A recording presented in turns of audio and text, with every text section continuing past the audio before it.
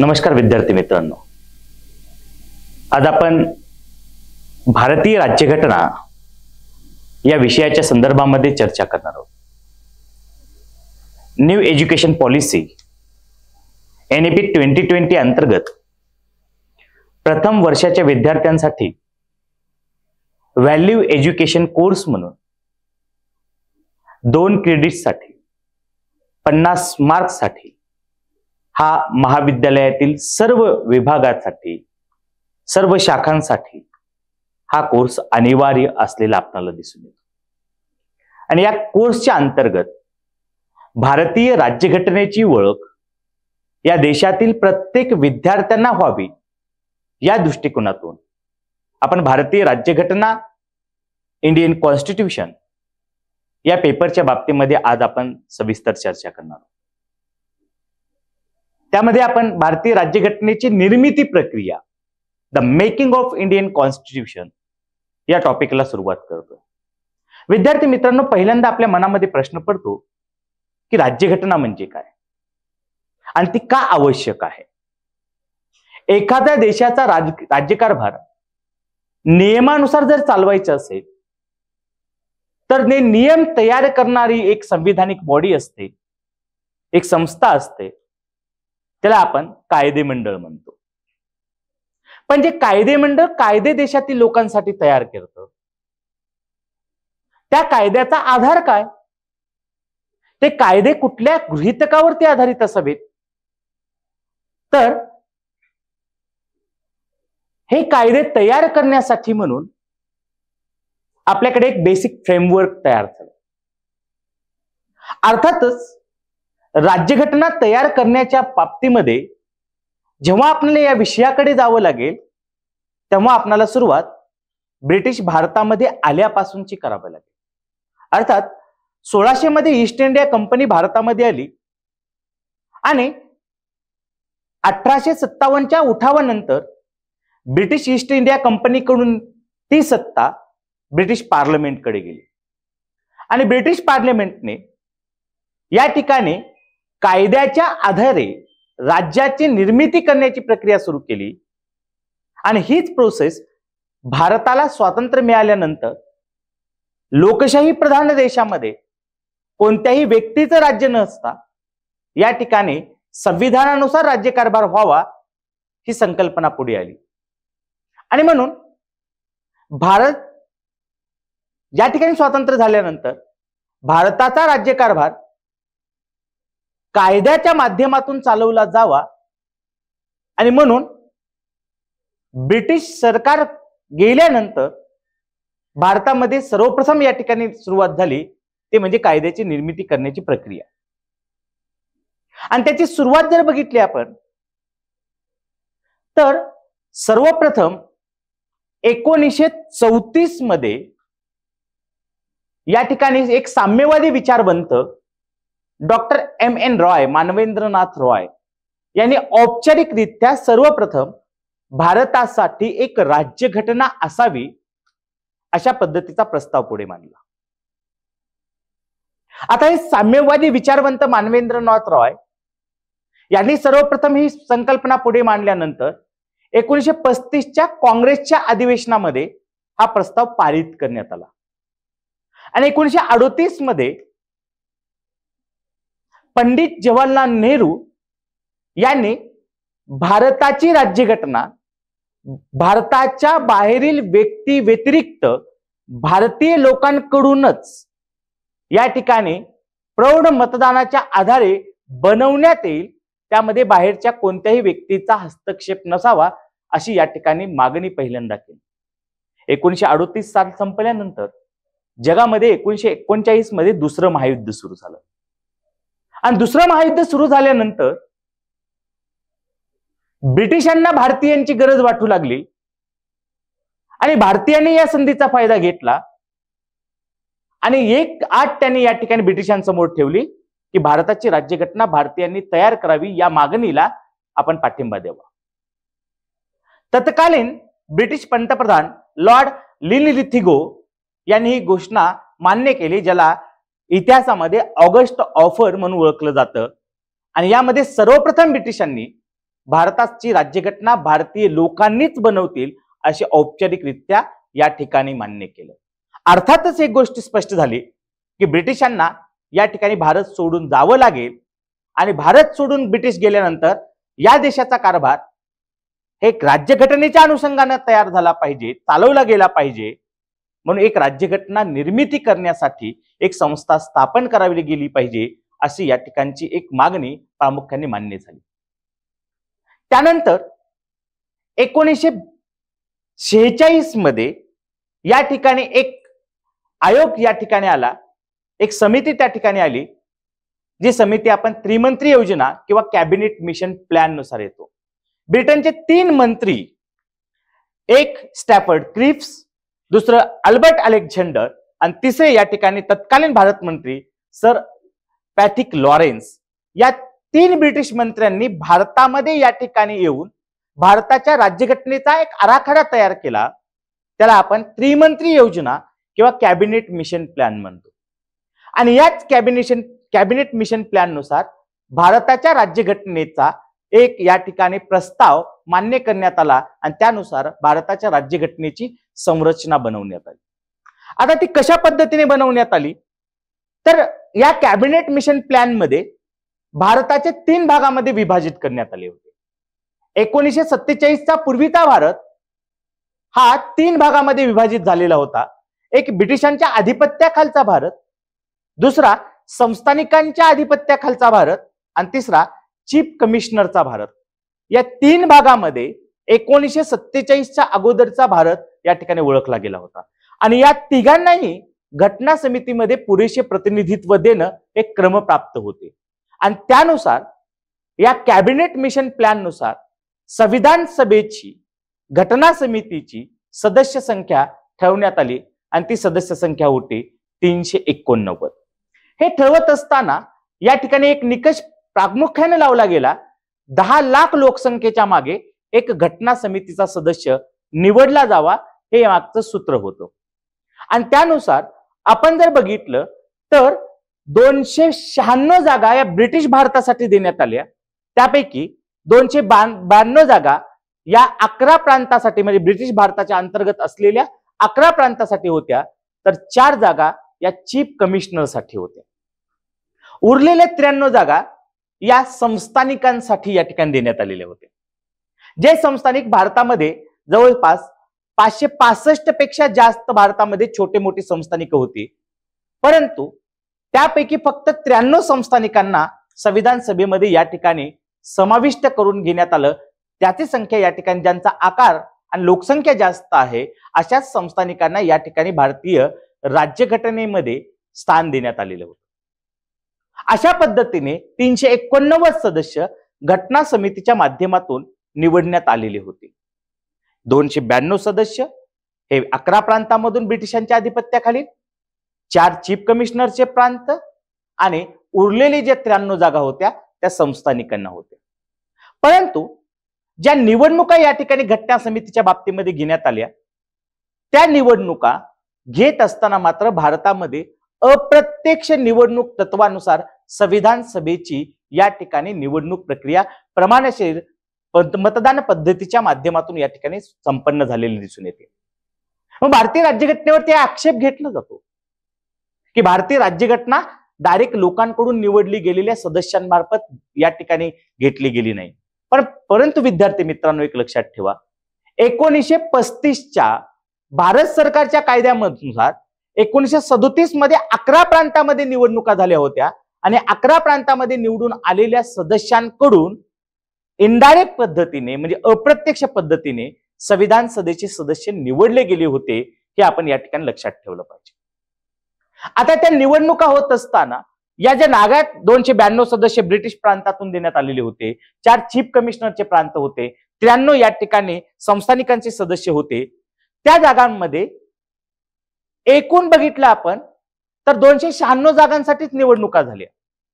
त्याचं कारण असं आहे, 93 जागा ज्या संस्थानिकांना होत्या, ब्रिटिशांनी संस्थानिकांसमोर त्या ठिकाणी पर्याय ठेवलेले होते.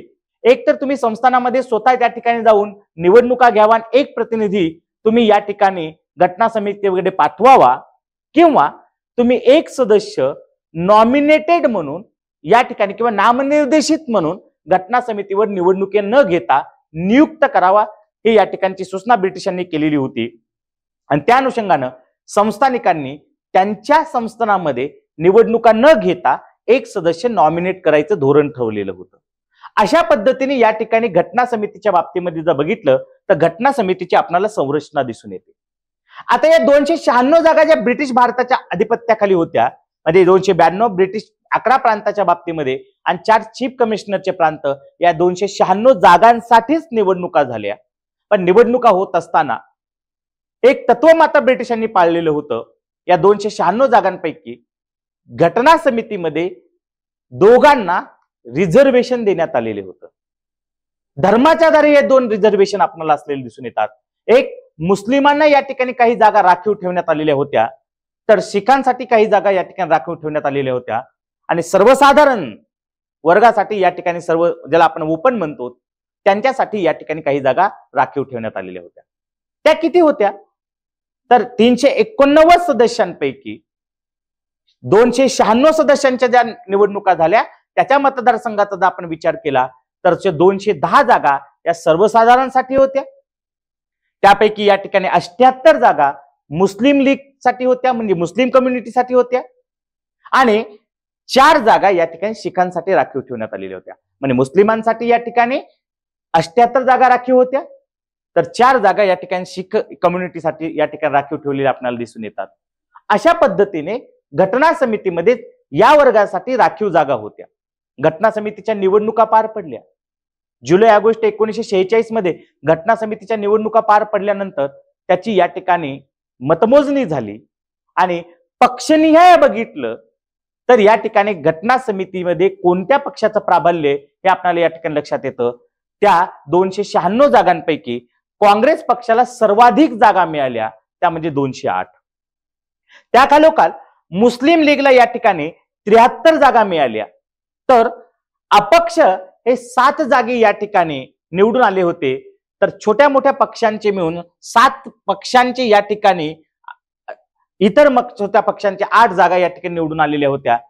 प्रत्येक पक्षाला एक एक जागा, या पद्धतीने 8 पक्षांसाठी 8 जागा, मुस्लिम लीगसाठी या ठिकाणी 73 जागा.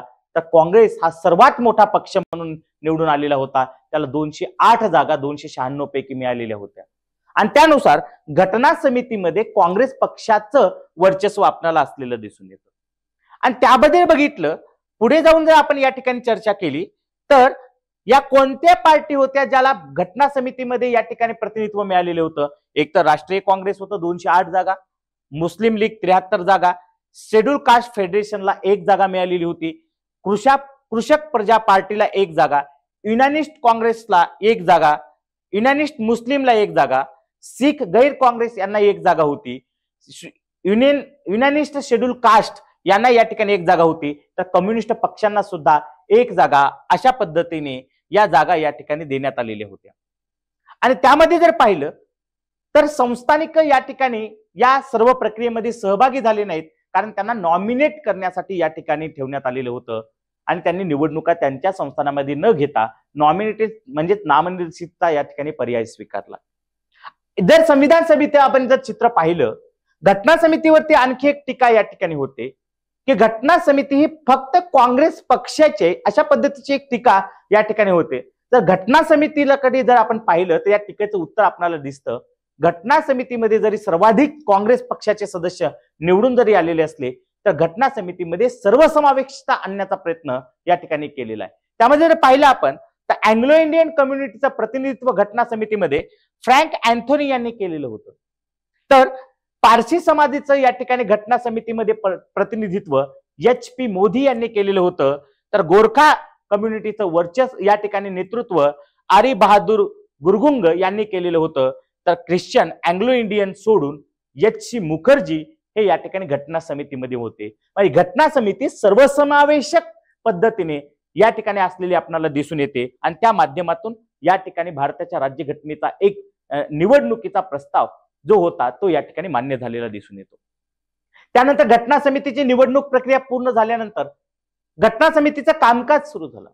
घटना समितीची पहिली बैठक 9 डिसेंबर 1946 रोजी या ठिकाणी भारताच्या नवी दिल्ली येथे भरली, सेंट्रल हॉलमध्ये भरली.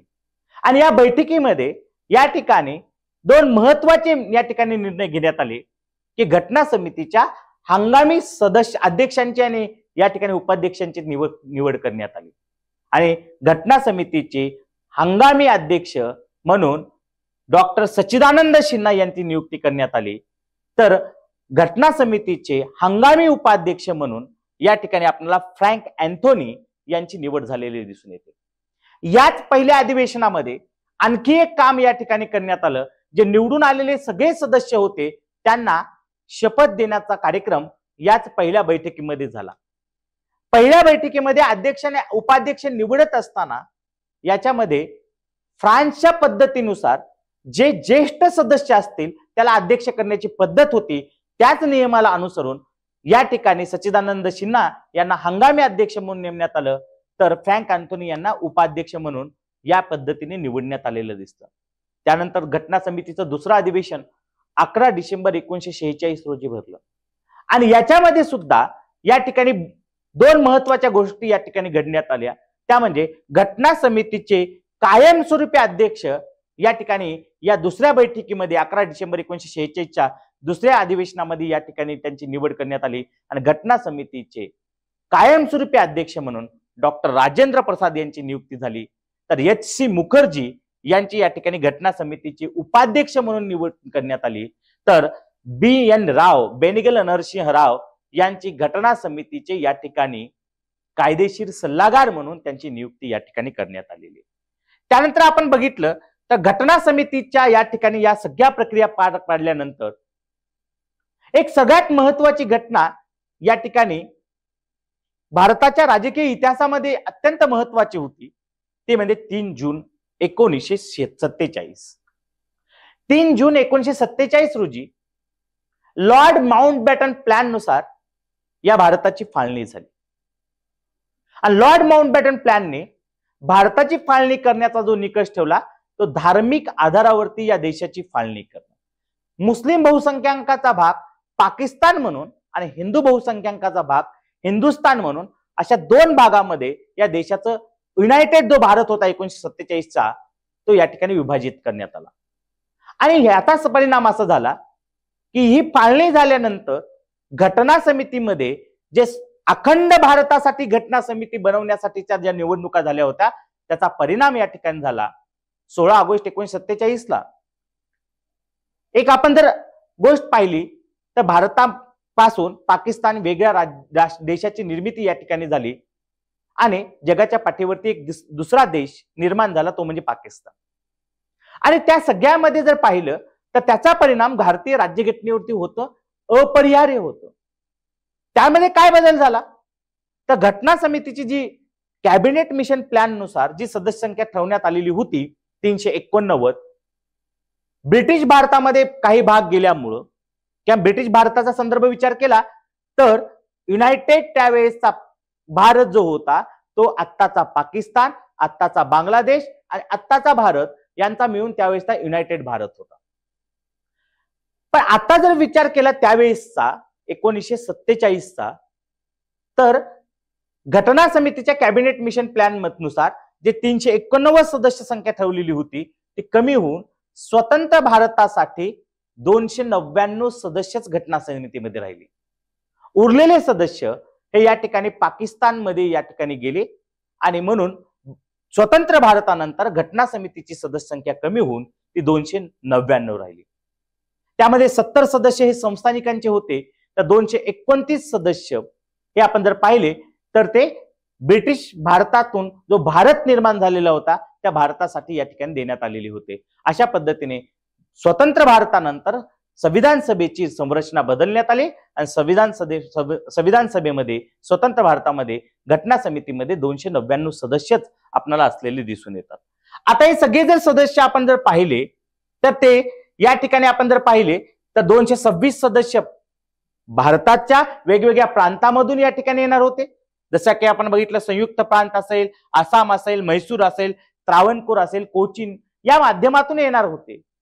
तर 3 सदस्य हे चीफ कमिशनरचे राहणार होते. अशापैकी 229 सदस्य आणि 70 सदस्य म्हणजे 90 सदस्य ब्रिटिश भारतामध्ये या ठिकाणी पाहत होतो आपण. संविधान सभा निर्माण करत असताना कॅबिनेट मिशन प्लॅननं 93 जागा संस्थानिकांना दिल्या होत्या, पण काही संस्थानिक पाकिस्तानमध्ये गेल्यानंतर त्या जागा कमी होऊन त्या जागा 70 भारताच्या या ठिकाणी स्वतंत्र भारताच्या घटना समितीमध्ये राहिलेल्या दिसून येतात. स्वतंत्र भारताच्या संविधान सभेचं चित्र आपल्याला 3 ऑक्टोबर 1947 ला एकूण सदस्य संख्या 299, 226 सदस्य प्रांतामधून, 3 सदस्य चीफ कमिशनर प्रांतामधून, तर 70 सदस्य संस्थानिकांचे आपल्याला असलेले दिसून येतात. या घटना समितीमध्ये 15 महिला या ठिकाणी निवडून आलेल्या होत्या. या घटना समितीमध्ये सुद्धा महिलांचं प्रतिनिधित्व या ठिकाणी होतं. एकूण 389 सदस्यांपैकी 15 महिला या ठिकाणी आपण बघतो की संविधान सभेमध्ये निवडून आलेल्या होत्या. त्यामध्ये अमित स्वामीनाथन असतील, सुचिता कृपलानी असतील, एनी मस्करीन असतील, कमरा चौधरी असतील, बेगम एजाज रसूल असतील, लीला रे दक्षियानी या ठिकाणी वेलुधान, मालती चौधरी, दुर्गाबाई देशमुख, राजकुमारी अमृत कौर, हंसा मेहता, पौर्णिमा बॅनर्जी, रेणुका रे, सरोजिनी नायडे आणि विजयालक्ष्मी पंडित या 15 महिलांनी घटना समितीमध्ये आपलं या ठिकाणी योगदान दिलेलं आपल्याला या ठिकाणी दिसून येतं. त्यानंतर घटना समितीचं कामकाज सुरू झालं. घटना समितीचं कामकाज जर आपण पाहिलं तर घटना समितीमध्ये 22 जानेवारी 1947 रोजी जो 13 डिसेंबर 1946 रोजी दुसऱ्या अधिवेशनामध्ये पंडित जवाहरलाल नेहरू यांनी उद्दिष्टांचा ठराव मांडलेला होता. आता उद्दिष्टांचा ठराव काय, तर स्वतंत्र भारताची राज्यघटना कोणत्या तत्वावरती या ठिकाणी बनवण्यात झाली, कोणत्या उद्दिष्टावरती बनवण्यात यावी याचा एक आराखडा 13 डिसेंबर 1946 रोजी घटना समितीच्या दुसऱ्या अधिवेशनामध्ये या ठिकाणी पंडित जवाहरलाल नेहरू यांनी मांडलेला होता. आणि त्याला मान्यता 22 जानेवारी 1947 रोजी घटना सभेनं दिली आणि त्यानुसार घटना समितीचं कामकाज चालवलं. घटना समितीमध्ये असलेल्या तरतुदी या पंडित जवाहरलाल नेहरू यांनी मांडलेल्या उद्दिष्टाच्या अनुषंगाने असावेत, याला सर्वसंमतीने मान्यता 22 जानेवारी 1947 ला घटना समितीने दिली. त्यानंतर मे 1949 मध्ये या ठिकाणी राष्ट्रकुलाच्या सदस्यत्वाला आपण अनुमोदन केलं. राष्ट्रकुल सदस्यत्व म्हणजे काय, तो आपल्याला माहित आहे की ब्रिटिशांचं साम्राज्य हे जगावरती होतं. वेगवेगळ्या देशात जगातील अनेक राष्ट्रावरती ब्रिटिशांचं साम्राज्य होतं. म्हणून आपण एक मन सातत्याने ऐकतो की ब्रिटिशांच्या साम्राज्यावरती कधीही सूर्य मावळत नव्हता. म्हणजे दक्षिण आणि उत्तर गोलार्धामध्ये सगळ्याच राष्ट्रामध्ये ब्रिटिशांचं साम्राज्य होतं. आता दुसऱ्या महायुद्धानंतर 1939 ते 1945, त्यानंतर 1945च्या नंतर अनेक राष्ट्र ब्रिटिशांच्या राजवटीतून या ठिकाणी स्वतंत्र झाली. आता ब्रिटिशांच्या राजवटीतून स्वतंत्र झाल्यानंतर या सगळ्या राष्ट्रांनी एकत्र येऊन आपल्या सहकार्यासाठी एक संघटना तयार केली, ज्याचं नाव आहे राष्ट्रकुल संघटना. आणि जरी ब्रिटिश भारतातून गेलेले असले तर एकमेकांच्या सहकार्यासाठी ज्या ज्या राष्ट्रांवरती ब्रिटिशांच्या या ठिकाणची वर्चस्व वसाहती होत्या त्या राष्ट्रांनी एकत्र येऊन एक संघटना तयार केली आणि ते राष्ट्रकुल, आणि त्या राष्ट्रकुल सदस्यत्वाला आपण या ठिकाणी मे 1949 मध्ये अनुमोदन दिलं आणि आपण त्या राष्ट्रकुलाचं सदस्यत्व सुद्धा घेतलं. 22 जुलै 1947 रोजी भारताच्या राष्ट्रध्वजाची या ठिकाणी आपण स्वीकृती केली. जो भारताचा राष्ट्रध्वज पेंगली व्यंकय्या आंध्र प्रदेशमधील या व्यक्तीने या ठिकाणी त्याचं डिझाईन केलेलं होतं, तो आपण स्वीकारला 22 जुलै 1947 ला. 24 जानेवारी 1950 रोजी भारताचे जे राज्यचिन्ह आहे त्याची स्वीकृती भारतीय राज्यघटनेने केली. तर 24 जानेवारी 1950 रोजी भारताचं राष्ट्रगीत आणि राष्ट्रगान याला आम्ही मान्यता दिली आणि ते आपण स्वीकृत केलं. सगळ्यात महत्वाचं, घटना समितीमध्ये जर कोणत्या कमिट्या होत्या, घटना समितीचं कामकाज जर आपण बघितलं तर वेगवेगळ्या कमिटीच्या माध्यमातून या ठिकाणी घटना समितीचं कामकाज चाललेलं आपल्याला दिसून येतं. कोणत्या कमिटी होत्या, त्यामध्ये मेजर कमिट्या बघितल्या तर एकूण घटना समितीमध्ये वेगवेगळ्या कामकाज करण्यासाठी 22 कमिट्या गठीत करण्यात आलेल्या होत्या. त्यामध्ये काही मेजर कमिट्या होत्या, मुख्य समित्या होत्या, काही मायनर त्याला मदत करण्यासाठी उपसमित्या होत्या. त्यामध्ये जर मुख्यतः पाहिलं तर घटना समितीच्या संचालन समितीचे जे अध्यक्ष होते ते डॉक्टर राजेंद्र प्रसाद होते. नियम समिती जी होती त्याचे सुद्धा अध्यक्ष डॉक्टर राजेंद्र प्रसाद होते. वित्त आणि स्टाफ कमिटी जी होती त्याचे सुद्धा अध्यक्ष डॉक्टर राजेंद्र प्रसाद होते. तर संघराज्यासाठी संविधान तयार करण्याची जबाबदारी या ठिकाणी जर कोणाकडे असेल तर ते पंडित जवाहरलाल नेहरू यांच्याकडे होती.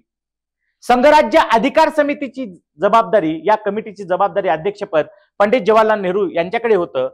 तर प्रांतीय संविधान सभा बनवणं, प्रांतासाठी जे या ठिकाणी संविधान सभा होती त्यांच्या कोणते अधिकार द्यावेत, त्यांच्यामध्ये कोणते या ठिकाणी गोष्टी समाविष्ट असावा, याच्यासाठी त्या प्रांतीय या ठिकाणी संविधान समितीचे अध्यक्ष सरदार वल्लभभाई पटेल होते. अल्पसंख्याक हक्कांची उपसमिती जी होती त्याचे अध्यक्ष एच सी मुखर्जी होते. मूलभूत अधिकारांची उपसमिती जी होती त्याचे अध्यक्ष जे बी कृपलानी होते. सुकाणू समितीची या ठिकाणचे अध्यक्ष के एम मुन्शी होते. आणि मसुदा समिती जी सगळ्यात महत्वाची समिती होती, ज्या समितीनं घटना समितीचे जे काही सगळा ड्राफ्ट होता तो ड्राफ्ट एकत्रित करून फायनल राज्यघटना तयार करण्याची जबाबदारी एका अत्यंत महत्वाच्या या ठिकाणी कमिटीकडे देण्यात आलेली होती, ती म्हणजे मसुदा समिती. या मसुदा समितीची निर्मिती घटना समितीमध्ये 29 ऑगस्ट 1947 मध्ये करण्यात आली. आणि या मसुदा समितीचे या ठिकाणी अध्यक्ष म्हणून डॉक्टर बाबासाहेब आंबेडकरांचा या ठिकाणचे या घटना समितीचे मसुदा समितीचे अध्यक्ष म्हणून त्यांची निवड करण्यात आली. या मसुदा समितीमध्ये N Gopalaswami Ayyangar, Alladi Krishnaswami Iyer, Syed Ahmed Saadulla, K M Munshi, N Madhavrao, T T Krishnamachari हे सदस्य असलेले दिसून येतात.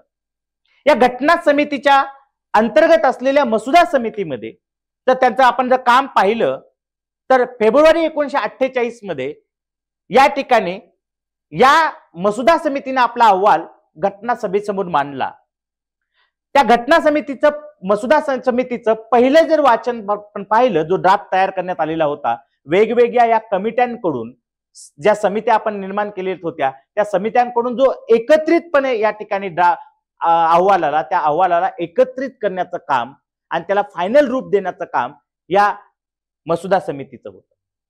आणि या मसुदा समितीने तो फायनल ड्राफ्ट तयार केल्यानंतर त्याचे 3 रीडिंग, 3 वाचन या ठिकाणी संविधान सभेसोबत झाले. प्रथम वाचन बघितलं तर 4 नोव्हेंबर 1948, तर 9 नोव्हेंबर 1948 मध्ये या मसुदा समितीचं पहिलं वाचन झालं. दुसरं वाचन 15 नोव्हेंबर 1948 ते 17 ऑक्टोबर 1949 या कालावधीमध्ये झालं.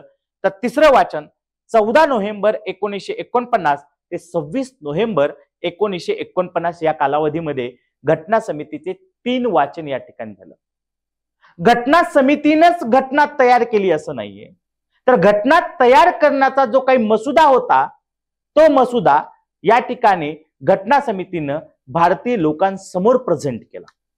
आपण जर पाहिलं तर घटना समितीमध्ये तयार करत असताना भारतीय लोकांनी सुद्धा अत्यंत महत्वाचं योगदान, जे घटना समितीमध्ये सदस्य नव्हते पण त्याच्यामध्ये आपला प्रस्ताव, आपल्या सूचना देण्याचं काम भारतीय जनतेने केले. त्या किती सूचना होत्या तर या वाचनादरम्यान भारतीय जनतेकडून 7353 सूचना प्राप्त झाल्या. किती सूचना? 7353 सूचना. या तक्रारी आल्या, त्यापैकी घटना समितीनं 2473 तक्रारींचे घटना निर्मितीमध्ये या ठिकाणी समावेश करून घेतला आणि लोकांच्या म्हणण्यानुसार राज्यघटना बनवण्याचा प्रयत्न सुद्धा या ठिकाणी केलेला. म्हणून घटना समितीनं ज्या पद्धतीने मेहनत घेतली तसं देशातील संपूर्ण लोकांनी सुद्धा घटना बनवत असताना आपलं योगदान, आपल्या सूचना या ठिकाणी मांडलेल्या आपल्याला दिसून येतात. आणि या सगळ्यांचा परिपाक जर बघितला तर डॉक्टर बाबासाहेब आंबेडकरांनी घटना समिती ही या ठिकाणी चांगल्या पद्धतीने बनवली जावी यासाठी अथक परिश्रम घेतलेले आपल्याला दिसून येतात.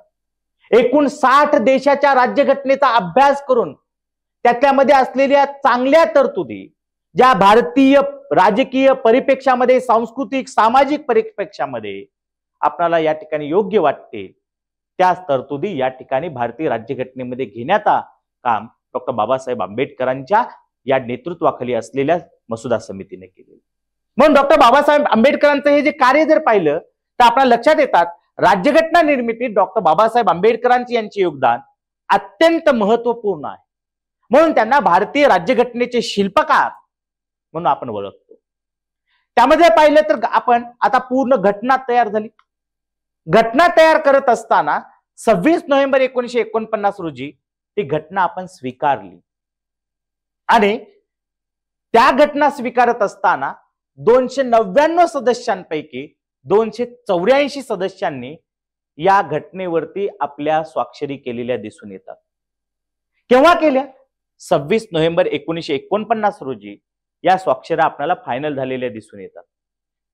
त्यावेळी घटनेत मूळ प्रस्ताविका, ज्याला आपण उद्देश पत्रिका किंवा या ठिकाणी सरनामा या नावाने ओळखतो, त्याला आपण इंग्लिशमध्ये प्रियांबल या नावाने ओळखतो. म्हणजे घटना आपण राज्यघटनेमध्ये कुणाचा समावेश होतो बघतो, तर भारतीय राज्यघटनेमध्ये त्यावेळी घटनेत मूळ एक प्रस्ताविका, 22 भाग, 395 कलमे आणि 8 परिशिष्टे, ज्याला आपण अनुसूची असंही म्हणतो, यांचा समावेश होतो. सध्या जर आपण बघितलं तर भारतीय राज्यघटनेमध्ये 452 पेक्षा जास्त या ठिकाणचे कलम असलेले दिसून येतात आणि 12 परिशिष्ट असलेले दिसून येतात. त्यानंतर आपण बघतो 26 जानेवारी 1930 जेव्हा घटना आपण स्वीकार कधी केली, या देशातील लोकांनी आपल्या स्वतःप्रत घटना 26 नोव्हेंबर 1949 ला स्वीकारली. पण इतिहासामध्ये एक डेट अत्यंत महत्वाची होती विद्यार्थी मित्रांनो. जे ब्रिटिश कालखंडामध्ये याला महत्व,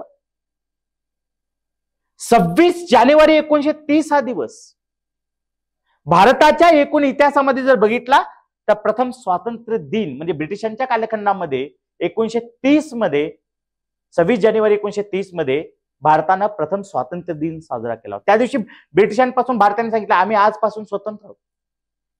आणि याचेच औचित्य साधून 2 महिन्यानंतर 26 नोव्हेंबरला घटना तयार झाली पूर्ण, पण आपण ती स्वीकारली सुद्धा, पण लागू मात्र केली नाही.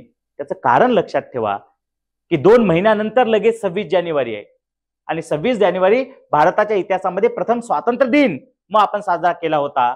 या ऐतिहासिक या ठिकाणी दिनांकाचं महत्व ओळखून आपण भारतीय राज्यघटना 26 जानेवारी 1950 पासून लागू केली.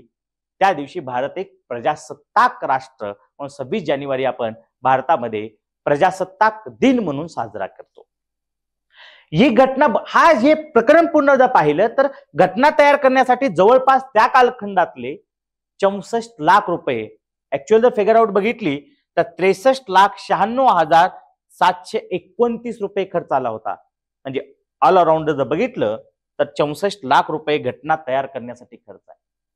घटना तयार करण्यासाठी जवळपास 2 वर्ष 11 महिने 17 दिवस आणि शेवटची स्वाक्षरीची जर आपण डेट घेतली तर 2 वर्ष 11 महिने 18 दिवस इतका प्रचंड कालावधी घटना तयार करण्यासाठी लागलेला आहे. आणि घटना तयार करण्यासाठी जवळपास 60 देशांपेक्षा जास्त देशांचा राज्यघटनेचा अभ्यास भारतातल्या या ठिकाणी घटना तज्ञांनी केलेला आपल्याला दिसून येतो. या कालावधीत जर बघितलं तर घटना समितीची एकूण 11 अधिवेशनं या ठिकाणी झालेली होती. तर या दरम्यान संविधान सभेने एकूण 166 दिवस काम केलं, तर मसुदा समितीने 114 दिवस काम केलेलं आपल्याला दिसून येतं. घटना ज्या वेगवेगळ्या देशांकडून आपण स्वीकारल्या, 60 पेक्षा जास्त राज्यघटनेचा अभ्यास केला आणि त्या देशामधील जे चांगले तत्व आहेत ते भारतीय राज्यघटनेमध्ये घेतले. त्यापैकी काही देशांमधून कोणते तत्व भारतीय राज्यघटनेमध्ये आपण घेतले त्याचा आपण एक आढावा घेऊयात. आपण ब्रिटिशांकडे जर बघितलं, कारण पारतंत्र्यामध्ये आपण असताना ब्रिटिशांचं भारतीयवरती या ठिकाणी राज्य होतं आणि ब्रिटिशांचे काही राजकीय पद्धती आपण स्वीकारली, त्याच्यामधले काही तत्व सुद्धा भारतीय स्वतंत्र भारतामध्ये आपण घेतली. त्यामध्ये संसदीय लोकशाही असेल, एकेरी नागरिकत्व पद्धत असेल, लोकसभेचं सभापती पद असेल किंवा संसदांचे विशेष अधिकार असतील. अमेरिकेच्या बाबतीमध्ये जर आपण बघितलं तर अमेरिकेच्या राज्यघटनेवरून भारतीय राज्यघटनेमध्ये मूलभूत अधिकार मधील काही तरतुदी, संघराज्य व्यवस्था, सर्वोच्च न्यायालय, न्यायालयीन पुनर्विलोकन, घटनेची सर्वोच्चता, उपराष्ट्रपतीचं पद, राज्यसूची आणि राष्ट्रपतीचा दर्जा आणि त्यातले काही अधिकार आपण अमेरिकेच्या राज्यघटनेवरून घेतले. फ्रान्सकडून आपण स्वातंत्र्य, समता, बंधुता हे तत्व घेतलं. भारतीय गणराज्य पद्धती घेतली आणि मूलभूत अधिकारातील काही तरतुदी सुद्धा आपण फ्रान्सकडून घेतलेले. कॅनडाकडून आपण संघराज्य व्यवस्था शासन पद्धती घेतलेली आहे. राज्यपालांची निवड पद्धती आपण कॅनडा या राज्यघटनेवरून घेतलेली आहे. तर शेषाधिकार केंद्राकडे असतील ही तरतूद सुद्धा आपण कॅनडाच्या राज्यघटनेवरून घेतलेली. दक्षिण आफ्रिकेकडून भारतीय राज्यघटनेमध्ये दुरुस्ती करण्याची, घटना दुरुस्तीची पद्धती हे आपण दक्षिण या ठिकाणी आफ्रिकेच्या राज्यघटनेवरून घेतलेली आहे. तर राज्यसभेच्या सदस्यांची निवडणूक पद्धत ही या ठिकाणची संकल्पना सुद्धा आपण या ठिकाणी दक्षिण आफ्रिकेच्या राज्यघटनेवरून घेतलेले आहे. त्याचबरोबर वायमर प्रजासत्ताक जर्मनीकडून आपण आणीबाणीत त्यातील राष्ट्रांचे अधिकार कशा पद्धतीने या ठिकाणी हिरावून घेतले जाऊ शकतात, म्हणजे आणीबाणीच्या ज्या तरतुदी आहेत ते आपण वायमर जर्मन प्रजासत्ताकाकडून घेतलेले दिसून येतात. जपानकडून आपण मूलभूत कर्तव्ये, रशियाकडूनही मूलभूत कर्तव्ये, आयर्लंडकडून आपण मार्गदर्शक तत्वे, राज्यसभेतील 12 सदस्यांची नियुक्ती, तर ऑस्ट्रेलियाच्या राज्यघटनेवरून जी प्रस्तावना, जी सरनामा आहे त्या पद्धती, आणि त्याचबरोबर केंद्र राज्य संबंध, या वेगवेगळ्या देशाकडून वेगवेगळ्या पद्धती भारतीय राज्यघटनेवर आपण घेतलेल्या दिसून येतात. म्हणजे भारतीय राज्यघटनेकडे जर आपण पाहिलं तर भारतीय राज्यघटना ही सर्वसमावेशक बनवण्यासाठी या ठिकाणी संविधान सभेनं प्रयत्न केलेले दिसून येतात. आणि याच भारतीय राज्यघटनेचा आपण निर्मिती प्रक्रियेचा या ठिकाणी आढावा घेतलेला आहे. धन्यवाद.